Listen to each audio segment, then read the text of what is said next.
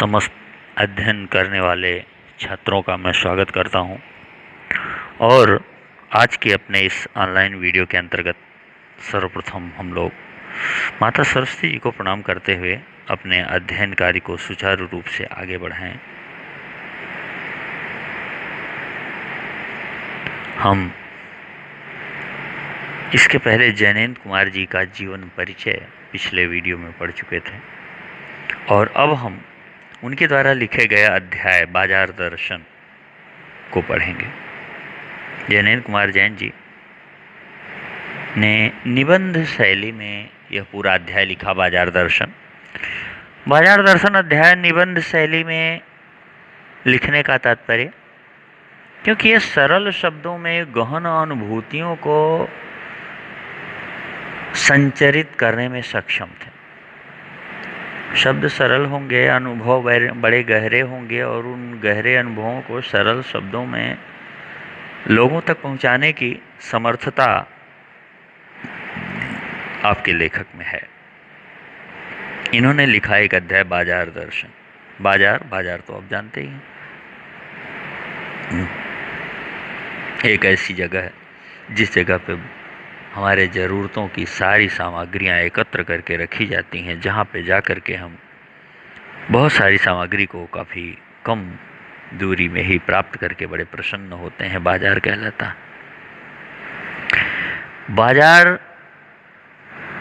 किस तरह से हमें अपनी सार्थकता प्रदान करता है, बाजार किस तरह से हमें लुभाता है, बाजार किस तरह से हमसे अपेक्षा रखता है, किस तरह से व्यवहार करके हम बाजार के लिए सार्थक हो सकते हैं और बाजार हमारे लिए सार्थक हो सकता है, यह तथ्य दर्शनीय है, विचारणीय है और इस तथ्य को ही हम आगे बढ़ाएंगे। इस तथ्य की पूरी जानकारी पाने के लिए हम इस वीडियो में आगे बढ़ेंगे। जैनेन्द्र कुमार जी कहते हैं, एक बार की बात कहता हूँ। किसी एक बार की कहानी बताना चाहते हैं, एक घटना बताना चाहते हैं जिस घटना से बाजार दर्शन को स्पष्ट करेंगे।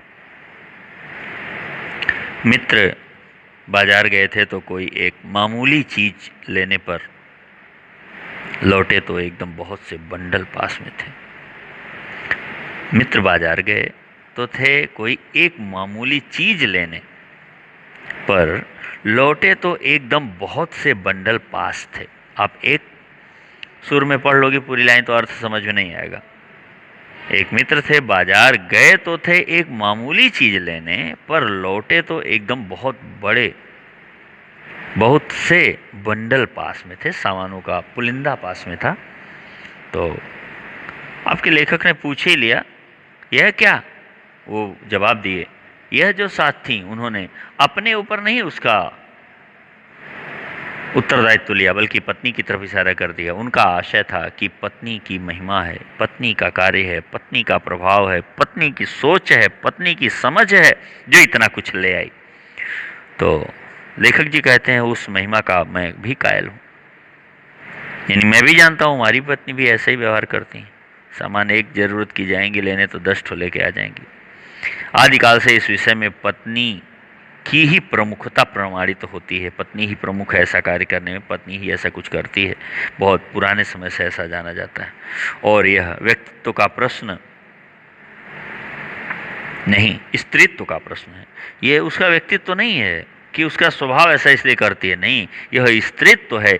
स्त्री का स्वभाव होना ही चाहिए, ये कमी नहीं निकाल के देख रहे हैं, गौर कीजिएगा। स्त्री का स्वभाव होना ही चाहिए कि वह अपने लिए सारी व्यवस्थाओं को स्वयं करती रहे। अपनी जरूरत की चीज़ों को, जो आज ज़रूरत है वो भी इकट्ठा कर ले और जो ज़रूरत लगेगी उसको भी इकट्ठा कर ले। यह स्त्रीत्व कहलाता है। यह स्त्रियों का स्वभावोचित व्यक्तिगत गुण है, होता ही है। स्त्री माया न जोड़े तो क्या मैं जोड़ूं? अगर स्त्री माया न जोड़े, सारी व्यवस्था न बनाए तो मैं थोड़ी जोड़ने जाऊंगा, क्योंकि घर की सारी व्यवस्था तो उसको संभालनी है। सो वो अपनी व्यवस्था खुद संभालेगी और तमाम चीज़ों को जोड़ के रखेगी। फिर भी सच है और वह यह कि इस बात में पत्नी की ओट ली जाती है। लेखक कहते हैं केवल इतना ही नहीं, ये भी सच है कि खरीदारी खुद करते हैं और आरोप पत्नी पर लगा देते हैं, यानी पत्नी की ओट ले लेते हैं, गलती अपनी पत्नी के ऊपर मढ़ देते हैं, खरीदारी खुद भी करते हैं, दिखावे के लिए करते हैं। मूल में एक और तत्व की महिमा सविशेष है। कहते हैं इसकी जड़ में एक और तत्व है जिसकी महिमा विशेष है। वह तत्व है मनी बैग, पैसे की पावर, अर्थात पैसे की गर्मी या एनर्जी। और ऐसा क्यों करते हैं पुरुष वर्ग? क्योंकि पैसे की गर्मी दिखाने के लिए भी ऐसा किया जाता है। मनी बैग, पैसे की ताकत, पैसे का प्रेशर, पैसा अधिक है तो पैसे की ताकत दिखाने के लिए भी ये चीज़ें खरीद खरीद के रखी जाती हैं ताकि लोगों को लगे अरे वाह ये तो बड़ी उम्दा, बड़ी महंगी, बड़ी प्रशंसनीय वस्तुओं को ला के रखा हुआ है, बड़ा आदमी है, ऐसा कुछ। पैसा पावर है, पर उसके सबूत में आसपास माल टाल न जमा हो तो वह क्या खाक पावर है? पैसा इंसान की ताकत है ऐसा लोग मानते हैं, लेकिन अगर पैसा ही है उसके पास कुछ है ही नहीं है, बैंक बैलेंस बहुत सारा पड़ा हुआ है और घर में एक चारपाई छोड़ करके एकदम ज़रूरत की सामानें हैं और हाई फाई सामानें कुछ भी नहीं है, तो वो खाक है, बेकार है, कोई मतलब नहीं है उसका। पैसे को देखने के लिए बैंक हिसाब देखिए, क्योंकि कितना पैसा है देखने के लिए तो बैंक का हिसाब किताब देखना पड़ेगा। पर माल, असबाब, मकान, कोठी, पाल नहीं, माल है, माल, असबाब, मकान, कोठी और सुख सुविधा की सामग्रियों को देख करके तो आदमी अपने आप जान लेता है। मकान कोठी तो अनदेखे भी देखते हैं, बिना देखे भी दिखे जाते हैं। किसी का मकान बहुत बढ़िया बना है और वो रुपए लगा के बने हैं तो आप देखते ही जान जाओगे यार बहुत बड़ा आदमी होगा, साधारण आदमी का तो मकान नहीं हो सकता। पैसे की उस परचेजिंग पावर के प्रयोग में ही पावर का रस हो नहीं ही है। पैसे से जब आप खरीदने की ताकत दिखाते हैं तो यही आपकी ताकत का आनंद है, यानी लोगों को इसमें आनंद मिलता है कि हमने कितनी महंगी चीज़ें खरीदी, कितनी ब्रांडेड चीज़ें लाने की कोशिश की और सफल हुए। इसका मतलब है हम पैसे वाले हैं, यह दिखाने के लिए पैसे को अधिक मात्रा में महंगी चीज़ों को लेने के लिए लोग प्रयोग कर ही लेते हैं। लेकिन नहीं, आपके लेखक कहते हैं ऐसा है नहीं, ऐसा लोग सोचते हैं। वास्तव में क्या है, दर्शन क्या कहता है, ये बताना चाहते हैं। लोग संयमी भी होते हैं, वे फिजूल सामान को फिजूल समझते हैं। ऐसे भी लोग जो संयमी हैं, जो फिजूल की सामान उसको फिजूल समझते हैं, वैसा व्यवहार करते हैं, वे पैसा बहाते नहीं हैं और बुद्धिमान होते हैं। वे पैसे को पानी की तरह नहीं बहाते, वो बुद्धिमान होते हैं, अक्लमंद होते हैं। बुद्धि और संयम पूर्वक वह पैसे जोड़ते जाते हैं। अपनी बुद्धि का प्रयोग करके बड़े नियंत्रित ढंग से संयम पूर्वक अपने आप को कंट्रोल करके पैसा इकट्ठा करते हैं, थोड़ा थोड़ा बचाते रहते हैं, जोड़ते जाते हैं। वह पैसे की पावर को इतना निश्चय समझते हैं कि उसके प्रयोग की परीक्षा उन्हें दरकार नहीं। पैसे की पावर को समझते हैं, उसको दिखाने को उचित नहीं समझते। वो जानते हैं पैसा इकट्ठा होगा तो किसी आफत मुसीबत समस्या में वो आपके काम आएगा, लेकिन पैसे की पावर दिखाए रहोगे तो एक दिन निश्चित है आपका हाथ खाली होगा और फिर आप परेशान होकर रह जाओगे, सारा पावर दिखाना निकल जाएगा। वह खुद पैसे के उसके प्रयोग की परीक्षा उन्हें दरकार नहीं। वह खुद पैसे के जुड़ा होने पर उसका मन गर्व से भरा फूला रहता है और पैसे से जुड़े हुए रहते हैं, और पैसा होने से, धन दौलत होने से वह व्यक्ति गर्व के मारे फूला रहता है। मैंने कहा यह कितना सामान्य है। अभी तक की जो बात थी वो सारी बातें आपको लेखक विचार विमर्श करके समझा रहा था, और दोस्त से जो और बातें हुई वो आगे लिखे हुए हैं। मैंने कहा कितना सामान ले आए। मित्र ने सामने मनी बैग फैला दिया, पर्स दिखा दिया, यह देखिए सब उड़ गया, जितना पैसा था सब चला गया। अब जो रेल टिकट के लिए भी बचा हो, अब घर जाने में जो ट्रेन का किराया लगेगा उसके टिकट के लिए भी बचा हो तो बड़ी बात है। इतना खरीदारी हुई। मैंने तय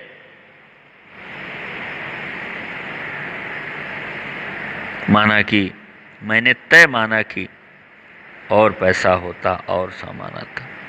मैंने यह मान लिया कि अगर और भी पैसा इनके पास होता तो सामान और आती है, तो संयोग था पैसा खत्म हो गया इसलिए खरीदारी खत्म कर दी।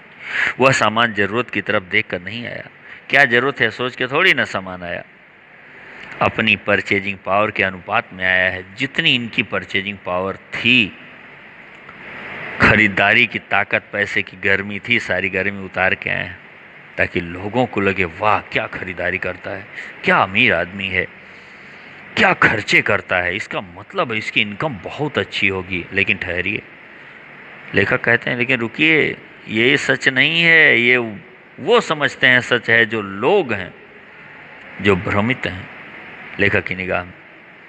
इस सिलसिले में एक और भी महत्व का तत्व है जिसे नहीं भूलना चाहिए, उसका भी इस कर्तव्य में बहुत कुछ हाथ है, वह महत्त्व बाजार। कहते हैं इस सिलसिले में एक और बड़ी अच्छी भूमिका निभाने वाला एक तत्व है, पॉइंट है, जिसको भूलना नहीं चाहिए। ये जो कर्तव्य है परचेजिंग पावर दिखाने वाला, इसमें एक और चीज़ है जिसका बहुत बड़ा हाथ है, महत्त्व है, श्रेष्ठ तत्व, बड़ा तत्व, यानी उसका बड़ा कारण है, वो बाजार है। बाजार भी एक ऐसा कारण है जिसके नाते हम अपनी परचेजिंग पावर दिखाते हैं, बाजार भी इसका जिम्मेदार है। मैंने कहा यह इतना कुछ नाहक ले आए। मित्र बोले कुछ न पूछो, बाजार है कि शैतान का जाल। उन्होंने कहा पूछो मत, बाजार है कि शैतान का जाल, बाजार फंसा के रखता है, बाजार दिखता ही ऐसा है कि हमें मजबूरी में खरीदने की जरूरत पड़ जाती है। ऐसा सजा सजा कर माल रखते हैं कि बेहया ही हो जो न फंसे। माल इतना सजा सजा के रखते हैं कि मन लपकता ही है, मजबूरी में लेना ही पड़ता है। अब इतना बेहया कौन हो सकता है कि जो इतना सजे हुए सामान को देख करके भी उसको लगे ना कि नहीं खरीद ही लेना चाहिए। आदमी पैसे को नहीं देखता और खरीद के लेके चला आता है। मैंने मन में कहा ठीक, लेखक आपका मन ही मन कहता ठीक है, आपकी भी सोच अच्छी है। या तो कारण पत्नी पे थोप दो कि पत्नी के नाते खरीद लाए, नहीं तो बाजार ऐसा है कि इसलिए खरीद लिया। अपने आप को गलती मत मानो, अपनी समझदारी मत बढ़ाओ। बाजार आमंत्रित करता है कि आओ मुझे लूटो और लूटो, सब भूल जाओ, मुझे देखो, मेरा रूप और किसके लिए है। मानो बाजार ये है, आमंत्रण देता है कि आओ मुझे लूट लो, मैं बिक रहा हूँ, मुझे खरीद लो फटाफट, मैं आपके लिए ही हूँ। और नहीं अगर कुछ लेना है, नहीं कुछ चाहते हो तो भी देखने में क्या हर्ज है। ये सबसे बड़ी बीमारी। अगर आप नहीं कुछ लेना है तो आप देख ही लो क्या आया है, नया क्या आया है, अजी आओ भी, ऐसा कुछ मानो बाजार आमंत्रित करता है लेखक के मित्र के हिसाब से और लेखक के भी हिसाब से। बाजार ऐसा करता भी है। लेकिन क्या अगले के बुलावे पे हमें जाना चाहिए? अगला बुला रहा है तो चले जाएं ना, हम अपने लाभ हानि को ध्यान दें तब जाएं। हमें क्या मिल रहा है, अगले की जरूरत है तो अगला, भाई जिस स्नेह से एक एजेंट, जिस मान से एक एजेंट आपसे बात करेगा, उस मान सम्मान से कोई रिश्तेदार मित्र बात तो नहीं करेगा। क्यों? क्योंकि उसके आप ग्राहक हो, और अगर ग्राहक से ठीक से बात नहीं की गई तो फिर ग्राहक की संख्या खत्म और दुकानदारी खत्म, लाभ खत्म। जिंदगी में किसी को सही सलाह कौन कौन लोग देते हैं? माता पिता देते हैं, क्योंकि आपके नाम से उनका नाम होने वाला है, वो आपके अभिन्न प्रेमी हैं। आपको सही सलाह कुछ मित्र भी देते हैं, लेकिन मित्र से अगर आगे आप बढ़ने लगेंगे तो सलाह देना बंद कर देंगे। एजेंट सलाह देता है, क्यों? क्योंकि आपके लाभ के साथ साथ उसका लाभ पहले, आपका लाभ बाद में। कोई एजेंट जो किसी काम को करने के लिए आपको सलाह दे रहा है, उस वस्तु से आप लाभ बाद में उठाएंगे, लेकिन एजेंट का लाभ तो अभी तुरंत होने वाला है, इसलिए आपको सलाह देता है। वो भी उसी चीज़ की सलाह अधिक देगा जिसमें उसका अपना खुद का फायदा ज़्यादा होगा। अतः बाजार अगर कहता है आओ मुझे लूटो, मैं तुम्हारे लिए ही हूँ और किसके लिए यहाँ बैठा हुआ हूँ, ये मेरी सामानें तुम खरीद के ले जाओ, ये तुम्हारे सुख का कारण बनेंगी, तो हमें समझना चाहिए कि अगर हम पैसे को पानी की तरह बहा करके उन सामानों को लेके आ गए तो वो सामानें देख करके एक बार हमको खुशी हो सकती है, कोई आके पूछेगा तो खुशी हो सकती है, लेकिन उन सामानों पर किया गया खर्चा जब बचत बिगाड़ के रख देगा तो वो सामानें हमको दुख देंगी, खुशी नहीं पहुंचाएंगी। इस आमंत्रण में यह खूबी है कि आग्रह नहीं है। यह आमंत्रण आग्रह नहीं करता, निवेदन नहीं करता प्लीज हमको खरीद दिया, ऐसा कुछ नहीं, बल्कि वो आपके मन में जरूरत उत्पन्न कर देता है कि देखो मैं ये हूं, तुम्हारे पास है, तो आप मजबूरी में खरीदते हैं। देखिए, आग्रह ठुकराया जाता है लेकिन जरूरत ठुकराई नहीं जाती। ये बहुत बड़ी बात है। आग्रह तिरस्कार जगाता है। जब आपसे कोई बहुत विनम्र होकर के अपनी बात के लिए बड़ा निवेदन करता है तो पक्का है आप उसकी बात को तिरस्कृत करेंगे, मना करेंगे, ना में आपका जवाब होगा, ऐसी संभावना बढ़ जाती है। लेकिन ऊंचे बाजार का आमंत्रण मूक होता है। बड़ी बाजारें बड़े चुपचाप आमंत्रित करती हैं निगाहों के जरिए, और उससे चाह जगती है, चाहत जगती है, इच्छा जगती है। आप उसको पाने के लिए तड़प उठते हो, बिना बुलाए ही आप जाते हो। चाह मतलब अभाव, वो आपके अंदर अभाव उत्पन्न कर देती है कि अरे ये जो शर्ट पहने हुए हो ये तो साल भर के पुरानी है, आज के फैशन में तो ये नहीं है, आज के फैशन में तो नई वाली आई, वो नई वाली सामने दुकान पे दिख रही है, तो फिर आपका दिल करेगा ही यार जेब में पैसे हैं तो फटाफट उसको लेकर के हम भी पहनते हैं, ताकि हम भी लोगों की निगाह में ऐसा हो कि हम भी लेटेस्ट फैशन वाली चीज़ पहने हुए हैं। ये चाह जगाना हुआ, और इस चाह के जगने से व्यक्ति मजबूर होता है खरीदारी करने के लिए, और बाजार इसका पूरा लाभ उठाता है। चाह का मतलब अभाव। चौक बाजार में खड़े होकर आदमी को लगने लगता है कि उसके अपने पास काफी कुछ नहीं है।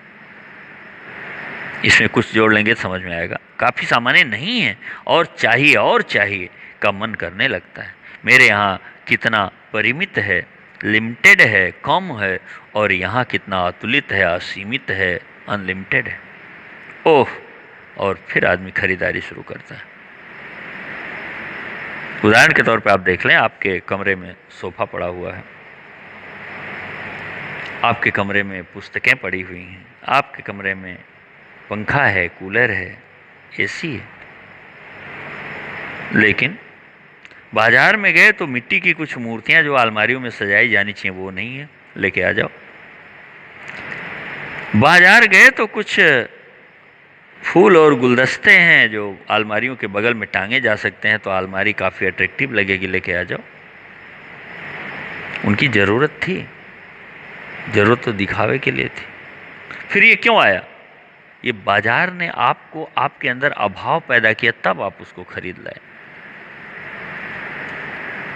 बाजार ने दिखाया कि आप परिमित हो, आप लिमिटेड हो, आप थोड़ी सी चीज़ रखते हो। ये देखो हमारे पास इतना कुछ है, आपको ये चाहिए, आपके पास है ही नहीं। जब नहीं है तो इस आधार पर आप खरीदने के लिए आप अपने पैसे को पानी की तरफ बहाएंगे।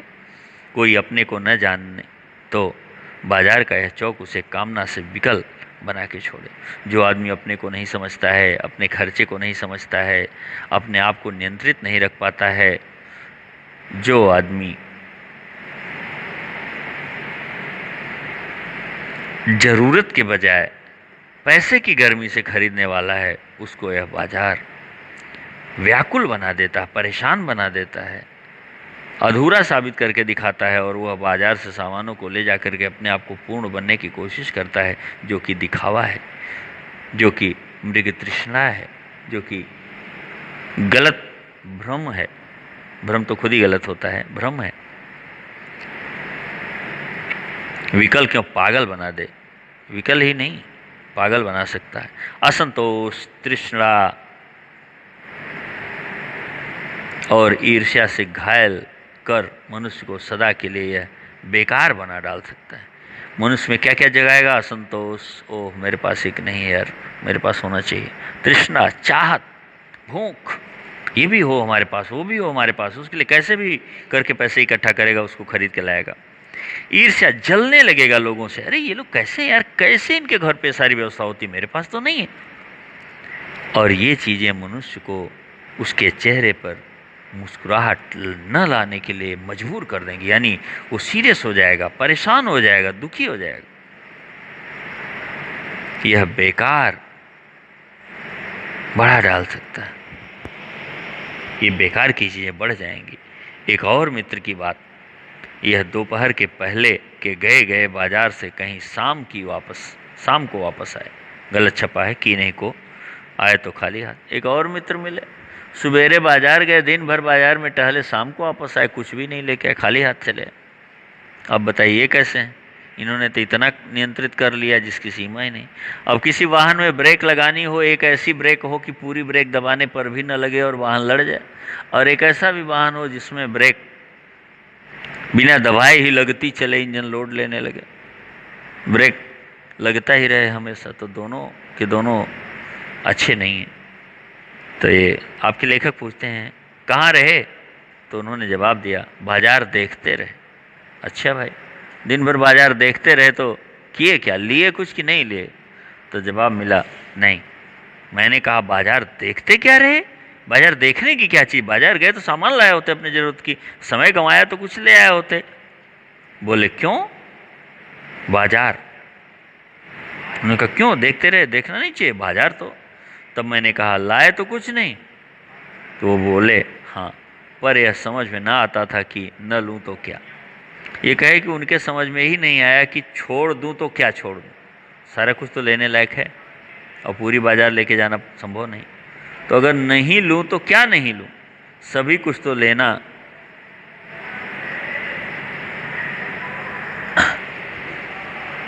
सभी कुछ तो लेने को जी होता था, कुछ लेने का मतलब था से सब कुछ छोड़ देना। एक सामान लेते तो लगता इतनी सारी सामान छोड़ दिए, पर मैं कुछ भी नहीं छोड़ना चाहता था। ये पूरी बाजार ले आने की कोशिश में थे, इसीलिए मैं कुछ भी नहीं ले सका। पूरी बाजार लाने की कोशिश करने लगे और अंत में उतनी जेब गर्म नहीं थी और अंत में ये सब कुछ छोड़ के चले आए। इनको लगता था एक सामान लेंगे तो बाकी सामान न लेने का दुख होगा। मैंने कहा खूब, वाह आप भी अच्छे हैं, पर मित्र की बात ठीक थी। अगर ठीक पता नहीं कि क्या चाहते हो तो सब और की चाह तुम्हें घेर लेगी। पहले ये तो क्लियर करो तुम चाहते क्या हो भाई। अगर नहीं पता होगा तो हर किसी चीज़ की चाहत आपको घेर लेगी और तब परिणाम त्रास ही होगा, गति नहीं होगी, न कर्म होगा, केवल दुख होगा, त्रास होगा। जीवन गतिशील नहीं होगा, जीवन या आपकी खरीदारी सफल नहीं होगी, आपका कर्म सफल नहीं होगा। बाजार में एक जादू, वो क्या? वह जादू आँख की राह काम करता। कहता बाजार, लेखक आपके लिखते हैं कि बाजार में एक जादू है, मैजिक है, जो आँखों की रास्ते से काम कर जाता है। जैसे आप जब एक डमी स्टैचू प्लास्टिक का जो मार्केट में रखते हैं, उस पे कपड़े पहना हुए देखते हैं तो उस प्लास्टिक वाले शेप को, आकार को आप स्वयं में फिट करते हैं और फिर उस वस्त्र को पहनने के लिए, उस वस्त्र को खरीदने के लिए बेताब हो उठते हैं, क्योंकि वो दिखाता देखो आप इतने फिट दिख सकते हो यार, इतने फिट दिख ही नहीं रहे हो, आपके पास ऐसी कमी है, अभाव दिखा कि आप खरीदोगे। बाजार का जादू रूप का जादू है। बाजार में एक जादू है, वह जादू आँख की राह काम करता है, वह रूप का जादू है। जैसे चुंबक का जादू लोहे पर ही चलता है, वैसे ही इस जादू की भी मर्यादा है। बाजार का जादू भी एक मर्यादित ढंग से काम करता है, निश्चित उन्हीं लोगों पे काम करता है जिनकी जेब भरी हो और मन खाली हो। जेब भरी हो और मन खाली हो, ऐसी ऐसी ऐसी स्थिति में जब मन खाली होगा, मन में चाहत अधिक होगी, तो निश्चित तौर पे बाजार से खरीदारी बहुत अधिक होगी और समस्या बढ़ जाएगी।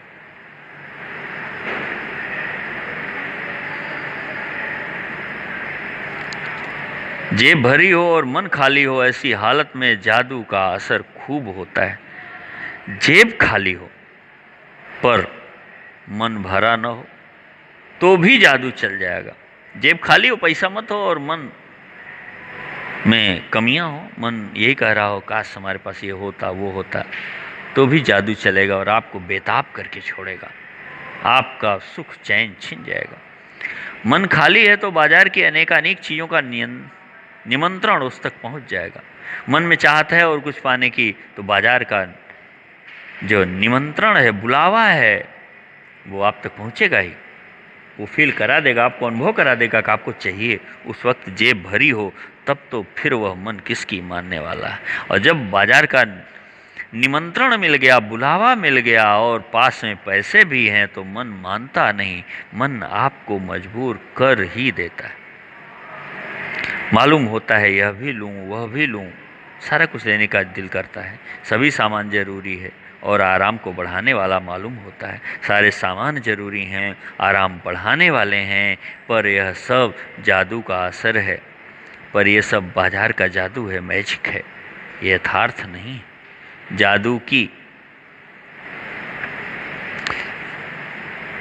ये जादू का असर है। जादू की सवारी उतरी तो पता चलता है फैंसी चीज़ों की बहुतायत आराम में मदद नहीं देती, और जब ये जादू उतरता है तो पता चलता है कि फैंसी चीज़ों को बहुत अधिक मात्रा में रख लेना, इससे आपको सुख नहीं मिलता, आराम नहीं मिलता, बल्कि खलल ही डालती है, बल्कि आपके सुख में खलन डालती है, दुख पहुंचाती है, बाधा पहुंचाती है, समस्या उत्पन्न करती है।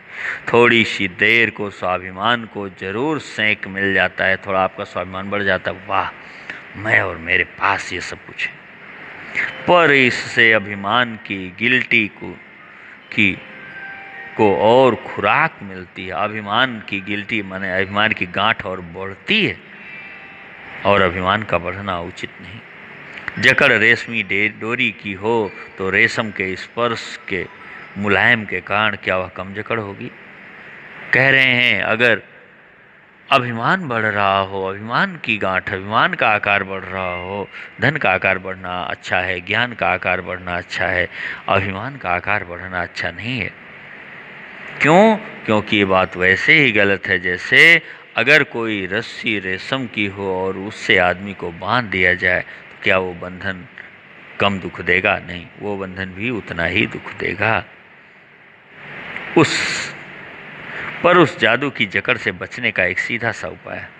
ये जो जादू है उससे बचने का एक सीधा सा उपाय है। क्या है?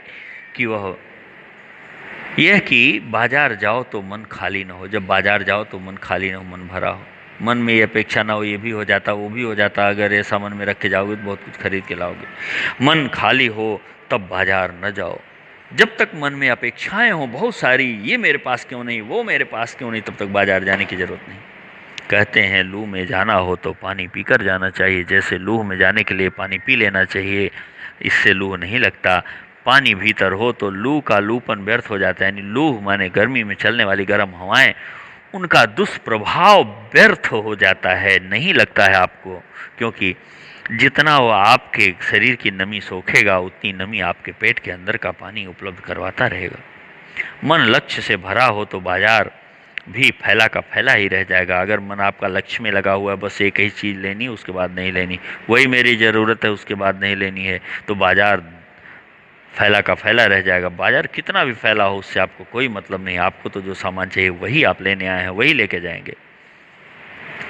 तब वह घाव बिल्कुल नहीं दे सकेगा, बल्कि कुछ आनंद ही देगा। तब उससे बाजार आपको घाव नहीं देगा, आनंद ही देगा, खुशी देगा।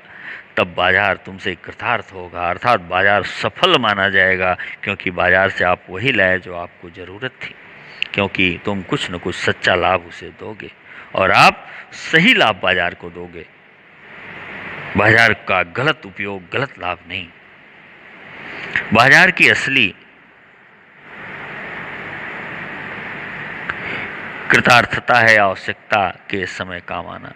बाजार तब कृतार्थ है, सफल है, जब वो आपकी आवश्यकता में काम आए।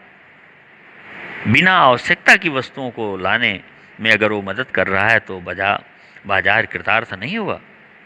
यहाँ एक अंतर चीन लेना, पहचान लेना बहुत ज़रूरी है। मन खाली नहीं रहना चाहिए। ज़रूरत इसी की है कि मन आपका खाली ना हो। इसका मतलब यह नहीं कि मन बंद रहना चाहिए। मन खाली का मतलब मन बंद नहीं किया जा सकता, बंद हो भी नहीं सकता है। जो बंद हो जाएगा तो वो शून्य हो जाएगा। अगर मन बंद हो गया, कभी आपकी मन कोई चाहत ही नहीं करता है, तो आप शून्य हो जाएंगे। शून्य हो जाएंगे माने आप ईश्वर जैसी हालत में पहुंच जाएंगे, या आप कुछ सोचने समझने के लायक ही नहीं रह जाएंगे। और शून्य होने का केवल अधिकार परमात्मा का है, ईश्वर का है। इंसान शून्य होकर के जी नहीं सकता, परमात्मा ही शून्य हो सकता है, जो सनातन भाव से संपूर्ण है और वो बहुत पुराने समय से शून्य है। ईश्वर, यह हमारे बस की बात नहीं। शेष सब अपूर्ण है। बाकी दुनिया की हर चीज़ अपूर्ण है। हर किसी को कुछ न कुछ चाहिए होता है, हर कोई आगे बढ़ना चाहता है, हर कोई और चीज़ें पाना चाहता है, लेकिन इतना भी ना अधिक पाना चाहे कि अपना बजट ही बिगाड़ ले। इससे मन बंद नहीं रह सकता। मन का बंद होना संभव नहीं है। सब इच्छाओं का निरोध कर लोगे, यह झूठ है। सारी इच्छाएं मार लोगे, सारी इच्छाएं नियंत्रित कर लोगे, ये बात बिल्कुल झूठ है। और अगर इच्छा निरोधस्तपः का ऐसा ही नकारात्मक अर्थ हो, इच्छा निरोधस्तप, इच्छाओं को नियंत्रित कर लो, यही तपस्या है, एक सूक्ति है। इस सूक्ति का अगर ऐसा अर्थ लगाओगे कि सारी इच्छाओं को बांध लो, एकदम जबरदस्ती जकड़ लो, ये तपस्या है, तो ये अर्थ गलत होगा। वह तप झूठ है। ऐसा तप ही झूठा कहलाता है। वैसे तप की राह रेगिस्तान को जाती होगी। और ऐसा तप अगर करोगे, सारी इच्छाओं को दबा करके आप तपस्या करने जाओगे, तो तपस्या सफल नहीं होगी, कोई भी सफलता हाथ नहीं लगेगी। और ऐसे में आप रेगिस्तान यानी ऐसी जगह पहुंचोगे जहाँ की ज़मीन मरु है, जहाँ की ज़मीन उपजाऊ ही नहीं है, जहाँ कोई खुशी नहीं मिल सकती। मोक्ष की राह वह नहीं है। ऐसा रास्ता मोक्ष का रास्ता नहीं है। ठाट देकर मन को बंद कर रखना जड़ता है। ठाट माने जबरदस्ती किसी चीज को बंद कर देना, डांट देना। ठाट दे करके, प्रेशर दे के, दबाव दे के मन को बंद कर देना ही जड़ता कहलाती, मूर्खता कहलाती। लोभ का यह जीतना नहीं है कि जहाँ लोभ होता है, इसे लोभ का जीतना नहीं कहलाता है। क्यों? क्योंकि जहाँ लोभ होता है यानी मन में, वहाँ नकार हो, यह तो लोभ की ही जीत, बल्कि ये लोभ जीत गया। क्योंकि आपके मना करने के बाद बार बार वो प्रभावी होगा और सामने आएगा, आपको लालची बनाएगा। वो इच्छाएं कुछ देर के लिए दबेंगी, बाद में और तेजी से उभरेंगी। और आदमी की हार है। आंख अपनी फोड़ डाली तब लोभनीय के दर्शन से बचे तो क्या हुआ। अगर आपको लगता है कुछ ऐसी चीज़ें देखते हैं जो गलत है, अच्छी नहीं, तो उसके लिए आंखें फोड़ डालो, ये उचित नहीं। और भी चीज़ों को, जरूरत वाली चीज़ भी तब नहीं देख सकोगे। ऐसे क्या लोभ मिट जाएगा? क्या इस तरह से करने से लालच मिटेगी? नहीं।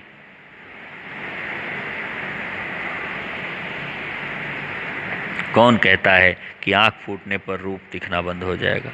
और दुनिया का कोई ऐसा नहीं है जो ये बता दे कि आँख फूट जाएगी तो दर्शनीय चीज़, ललचा देने वाली चीज़ देखने की इच्छा मर जाएगी। इच्छा तो और भी हो सकती है, क्योंकि हम सपने आँखें बंद करके ही देखते हैं। और वे सपने क्या हमारे चैन सुकून को भंग नहीं करते? इससे मन को बंद कर डालने की कोशिश तो अच्छी नहीं। अगर इस तरह से मन को बंद करना है तो कोशिश बढ़िया नहीं है, वह अकारत यानी बेकार है। यह तो हठ वाला योग है। ये तो हठ वाला योग है। शायद हठ है, योग है ही नहीं। इससे मन कृश भले हो जाए, पीला और असक्त जैसे विद्वान का ज्ञान। इससे मन कृश होगा, दुबला होगा, कमजोर होगा। पीला यानी मजबूर, कमजोर होगा। अशक्त माने सामर्थ्यवान नहीं रहेगा। जैसे विद्वान का ज्ञान।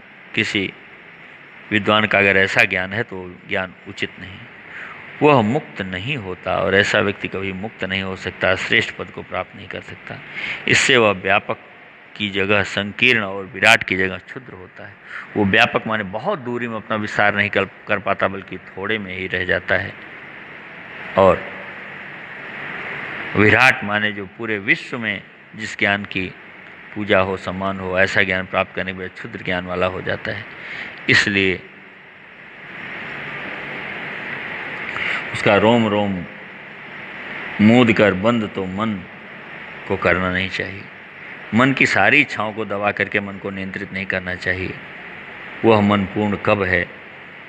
हम में पूर्णता होती तो परमात्मा से अभिन्न हम महाशून्य ही न होते।